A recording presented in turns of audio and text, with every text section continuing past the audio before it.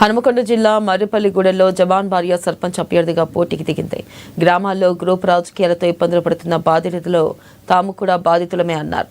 ఇక సమస్య పరిష్కారం కొరకు గ్రామ పెద్దలకు చెప్పుకునే కొంతమంది నాయకుల దగ్గరికి వెళితే ఆ సమస్యను మరింత జటిలం చేసి తమ బొబ్బం గడుపుతున్నారే తప్ప తమకు న్యాయం జరగలేదన్నారు.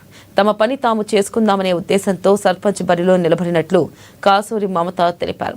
జనసేన పార్టీ కార్యకర్తల సహకారంతో పోటీ చేస్తున్నట్లు మమత స్పష్టం చేశారు. కాసూరి మమత, నా భర్త పేరు కాసూరి రాజ్ కుమార్. సిఐఎస్ఎఫ్ జవాన్గా ఛత్తీస్గఢ్లో గత 13 సంవత్సరాలుగా పనిచేస్తున్నాడు. వర్షాలతో మేము చాలా ఇబ్బంది పడ్డాము. మా వీధిలో అసలు సిసి రోడ్డు లేదు. అడిగితే అప్పుడు ఎవరికి ఉప ఎన్నికల్లో ఓటు వేసిల్లో వాళ్ళకే పోయి అడగండి హేళనగా నా భర్తను మాట్లాడారు. అందుకనే నా భర్తకు ప్రజలకు సాయం చేయాలని చేసి నన్ను బరిలోకి దించి జనసేన పార్టీ కార్యకర్తల సహకారంతో నేను సర్పంచ్గా పోటీ చేయడం జరిగింది.